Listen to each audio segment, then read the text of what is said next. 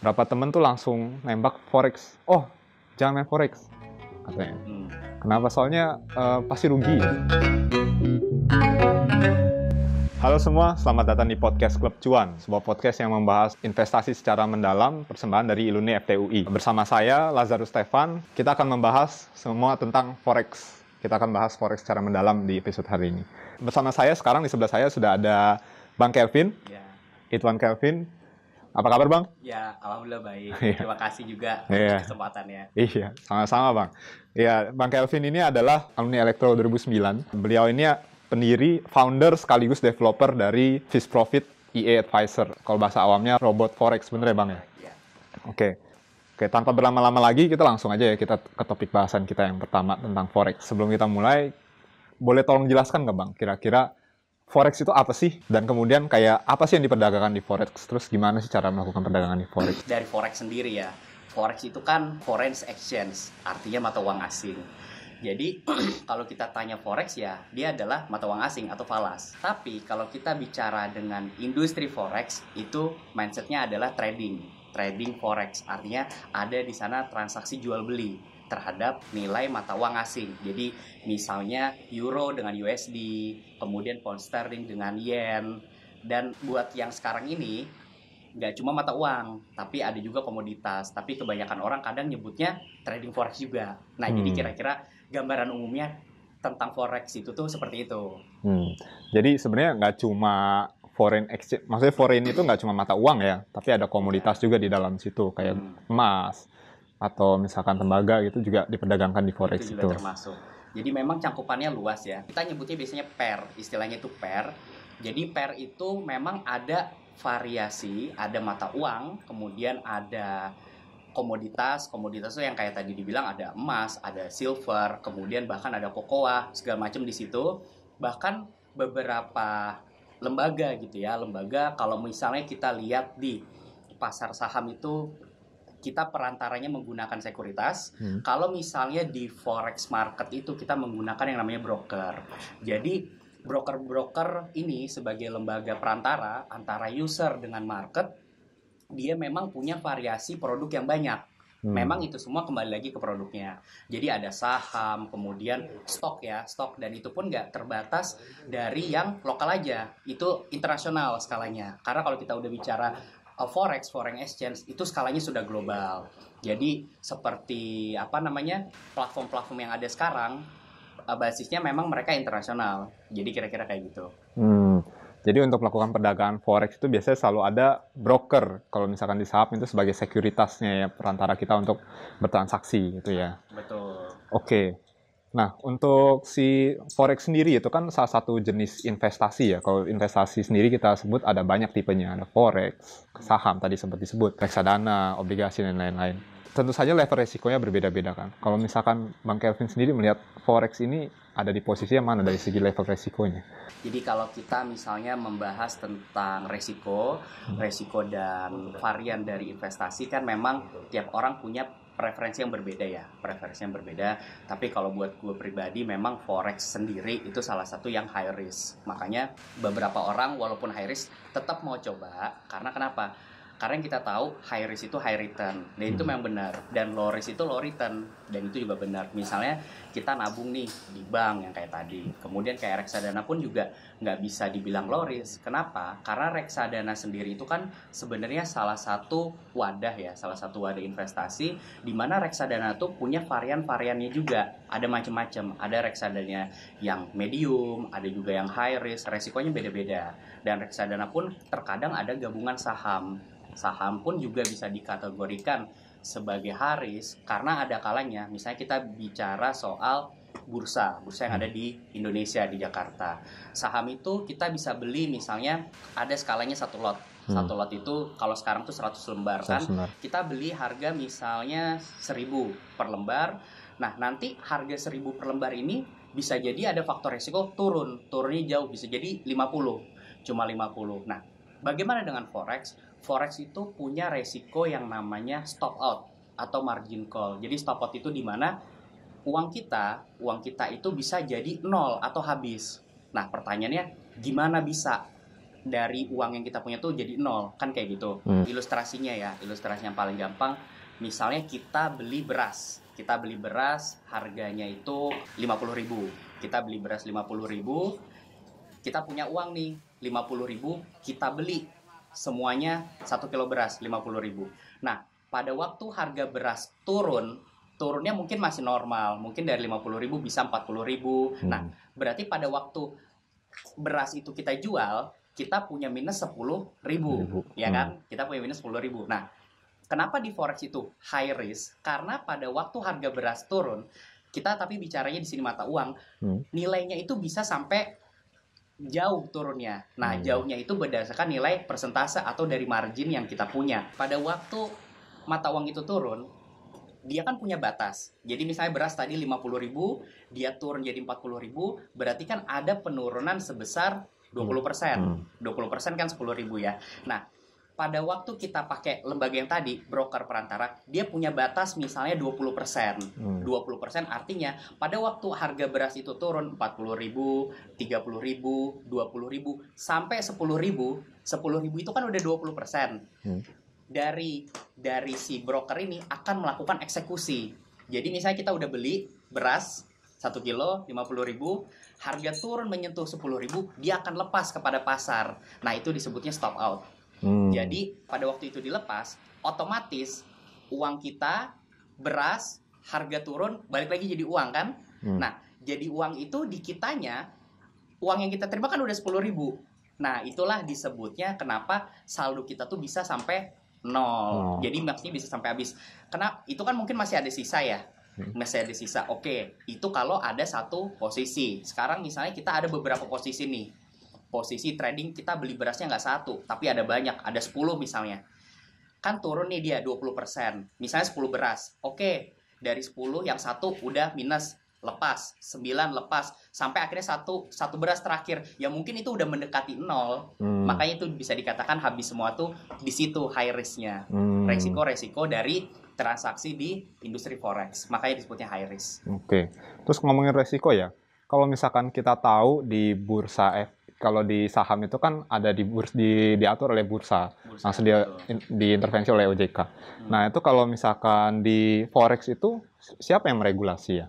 Apakah kayak tadi itu misalkan kayak penurunan stopnya itu diatur oleh broker kah? Hanya broker kah? Atau misalkan ada satu lembaga yang meregulasi forex? Jadi gini, kalau kita bicara tentang regulator, ini sebenarnya memang faktor yang sangat penting ya. Penting banget malah. Kenapa? Karena ibaratnya kan kita punya uang nih. Kita punya uang dan kita cari uang tuh belum tentu juga gampang kan. Makanya kita selalu pakai uang dingin. Kita taruh uang ke lembaga yang bener aja kita kadang kepikiran kan. Nah, apalagi kalau lembaganya nggak jelas. Nah, regulator ini kalau di Indonesia itu namanya ada Bapepti. Si Bapepti ini itu adalah yang mengatur tentang perdagangan berjangka, komoditas, forex dan yang lainnya. Nah, gimana dengan lembaga-lembaga yang di luar? Mereka juga ada. Kalau di Australia misalnya pakai ASIC. Nah, itu nanti bisa dicek. Jadi dengan mereka terregulasi, mereka punya peraturan. Peraturan itu tuh akan diteruskan kepada broker-broker itu. Jadi misalnya kita lihat di Indonesia ada minimum untuk leverage 100, maksimum leverage 100. Ya, leverage yang digunakan 100. Kemudian transaksi minimumnya 1 lot. Nah, itu kebijakan dari Indonesia, Bapepti. Tapi memang ada beberapa broker yang setahu gue memang broker dari Indonesia juga, dia bisa menggunakan leverage yang berbeda, dia bisa menggunakan lot atau kapasitas trading yang berbeda juga. Nah, detailnya gimana kurang paham. Tapi kalau di luar itu memang rata-rata juga besar juga. Jadi mereka punya kebijakannya beda dengan di Indonesia. Mereka juga punya aturan sendiri, terutama terkait minimum deposit. Jadi regulator itu memang penting karena mereka akan mengatur semuanya dari ketentuan trading, minimum investasi, dan perizinan. Tapi dimanapun itu, selama regulasi itu bisa dipastikan aman. Oke, tadi sempat disebut juga tentang leverage. Itu sebenarnya apa sih itu leverage? Mungkin banyak yang belum tahu tentang leverage.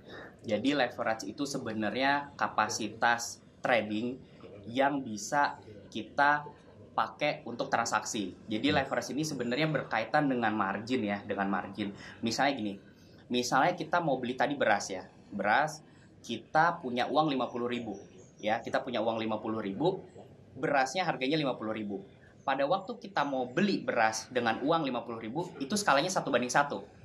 Ya, pada waktu misalnya kita punya uang 50.000, tapi kita bisa beli 2 beras.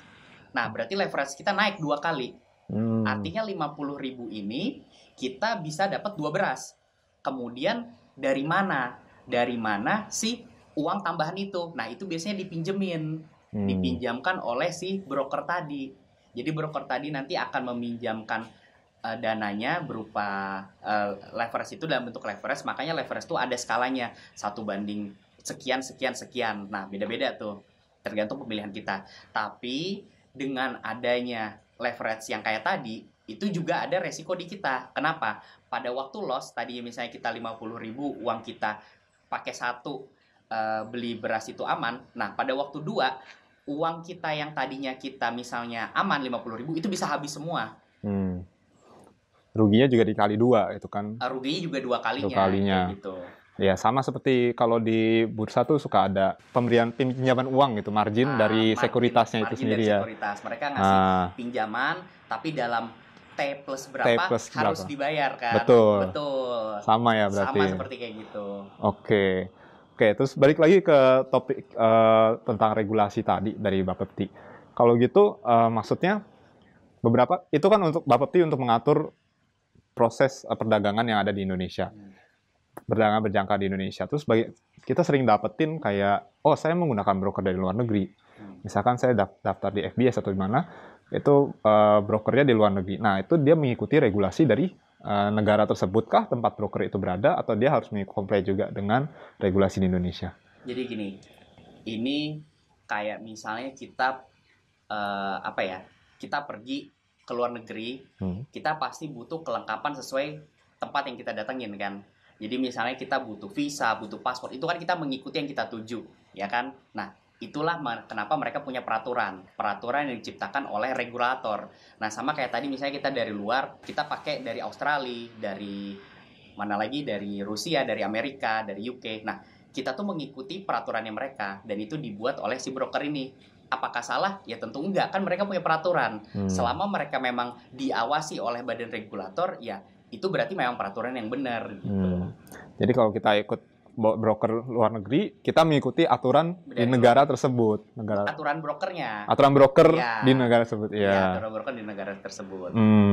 Ya, berarti harus make sure juga ya kalau misalkan kita mau pakai broker, benar-benar teregulasi atau enggak gitu. Maksudnya legal atau tidak gitu kan. Betul. Okay. Jadi memang itu yang kadang orang ada yang beranggapan, ini broker dari luar nih nggak aman, penipuan. Dilihat dulu brokernya ini tuh teregulasi apa enggak, karena itu adalah main part yang benar-benar kritikal. Karena kan kita naruh uang di sana, kita mau transaksi, yang kita memang perlu tahu gitu loh, perlu tahu bahwa yang kita pakai ini memang safe buat kita dan buat transaksi, gitu kan. Nah, pada waktu lembaganya aja tanda tanya, mohon maaf kurang jelas, gimana kita bisa trust? Ya kan, bisa aja hilang tiba-tiba kan, mungkin aja kayak gitu. Oke. Itu berarti salah satu tips ya untuk memilih broker yang baik ya. Ya, teregulasi tidak. Salah satu yang. Ya, ada lagi Bang tips untuk misalkan saya mau mulai trading forex nih, saya perlu broker. Mau daftar broker yang mana nih gitu kan? Apakah yang lokal atau luar negeri? Itu kira-kira ada pemilihannya tuh berdasarkan apa ya, selain dia sudah legal atau tidak?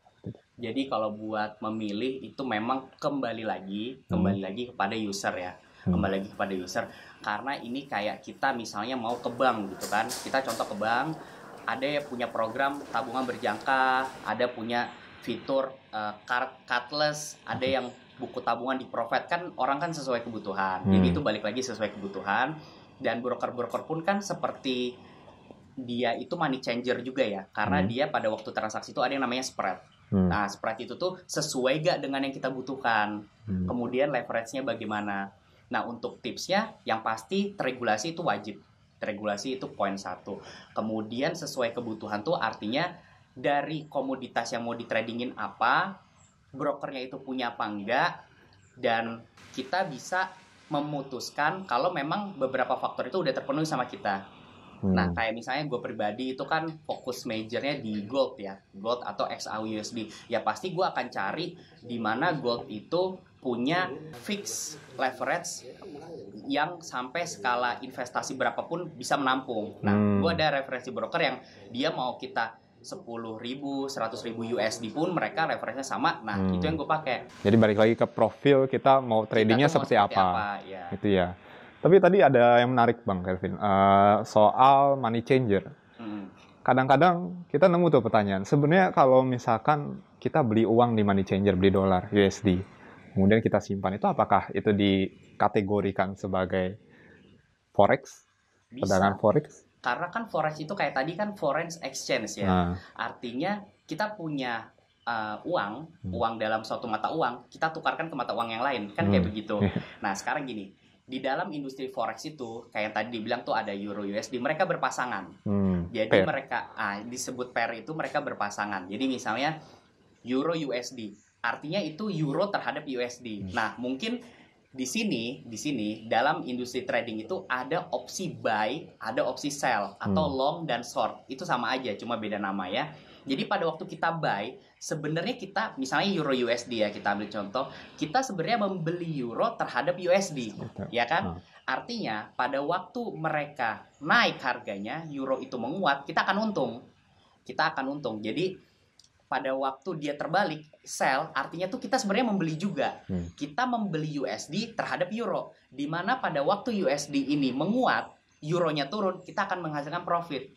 Dan itu bisa kita lakukan dengan kita transaksi manual. Kita pergi ke money changer, kita beli, kita tunggu dolar naik, kita lepas. Nah, bedanya nggak ada leverage ya? Bedanya leverage satu-satu kan? Satu-satu. Sesuai kan? Dan di sana resikonya juga mungkin akan lebih kecil karena uang itu kan ada di kita. Walaupun memang nilai mata uang tuh kita nggak bisa tebak, bisa jadi turun, bisa jadi naik ya. Itu kan resiko perdagangan. Kira-kira kayak begitu gambarannya ya. Nah, kemarin juga saya beberapa temen kita ngomongin tentang forex, begitu saya bikin pertanyaan, berapa temen tuh langsung nembak forex. Oh, jangan main forex katanya. Kenapa? Soalnya pasti rugi gitu. Pasti rugi. Contoh Kevin Aprilio katanya. Itu katanya rugi sampai berapa miliar, kemudian ya dia terlibat hutang gara-gara itu. Nah, gimana nih sebagai pelaku trader forex gitu kan, termasuk juga expert, gimana nih menurut pandangan Bang Kelvin? Jadi kalau kebetulan nih gue nggak tahu ya Kevin Aprilio itu gimana dia transaksi dan detailnya seperti apa, tapi menurut pandangan pribadi ya, ini cuma opini pribadi. Jadi kalau yang gue tahu, dia itu pada waktu transaksi forex itu dia menggunakan account manager. Ini yang gue tahu. Nah, kemungkinan besar pada waktu account manager itu transaksi, itu dia secara pribadi kan. Secara pribadi mungkin dia ada miss dalam analisanya. Mungkin. Ataupun dia pakai alat bantu berupa, sekarang kan juga banyak ya aplikasi robot gitu ya untuk trading ya. Jadi mungkin dia pakai itu ada yang miss, kemudian menyebabkan loss. Yang tadi gue bilang tuh ada stop out, margin call, orang nyebutnya MC. Nah, uangnya tuh habis. Nah, kemungkinan besar terjadinya loss itu tuh di titik itu.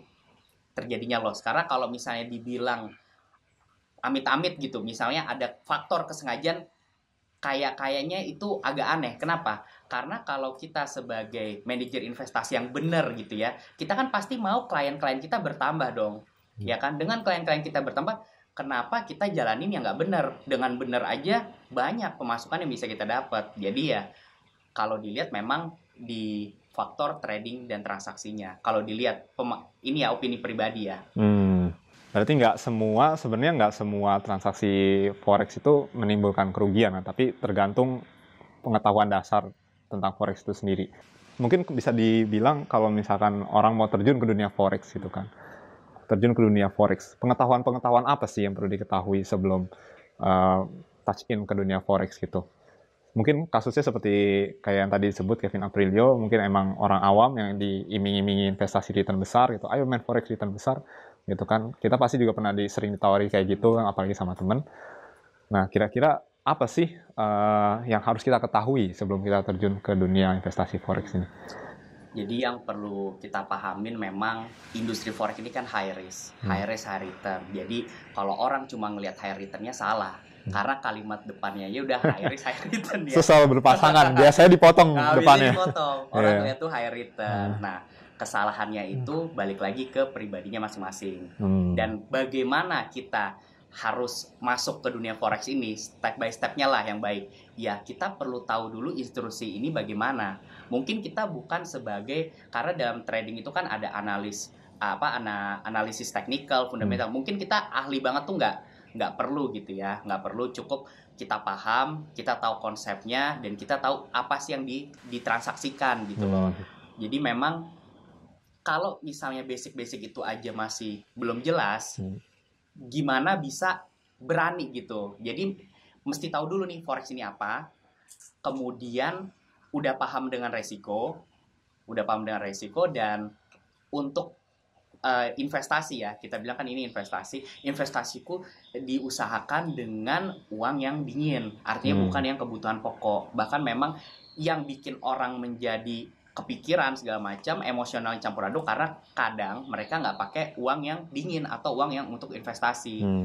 Mungkin poin pentingnya yang tadi itu aja, dia mesti paham. Secara umum, kemudian uang dingin. Kayaknya 2 poin itu udah cukup. Iya. Kadang-kadang kalau orang lihat high return gitu, apalagi udah kena, ternyata coba sedikit, returnnya oke nih gitu.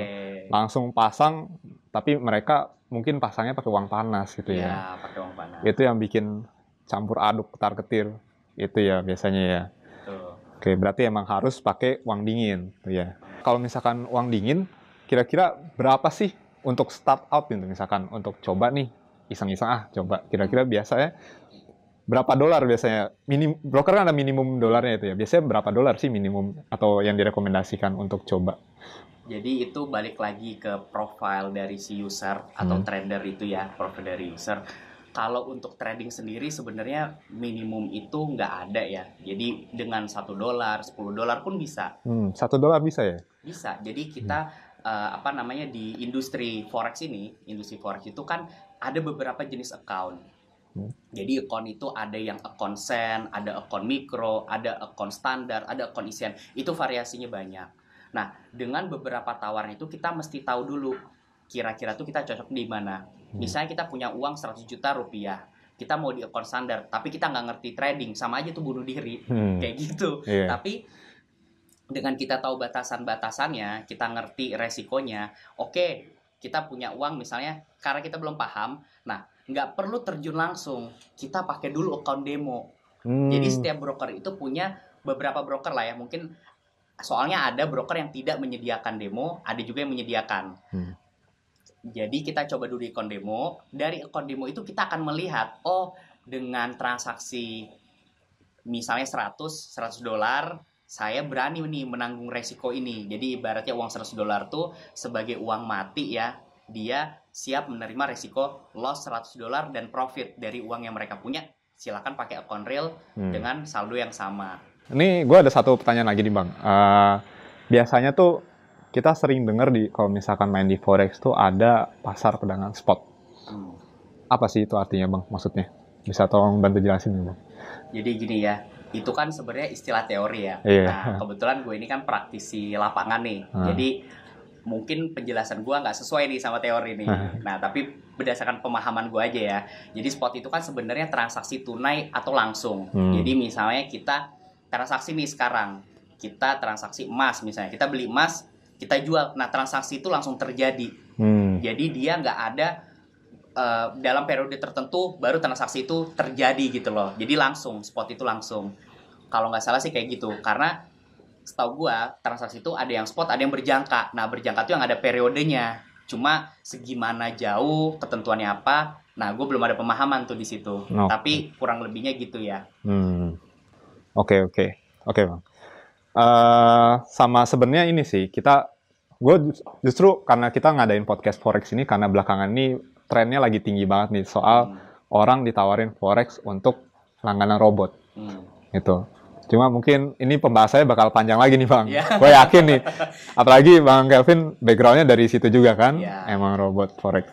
Nah mungkin kita bisa bahas ini di sesi berikutnya. Kita akan bahas ini di sesi berikutnya bersama Bang Kelvin.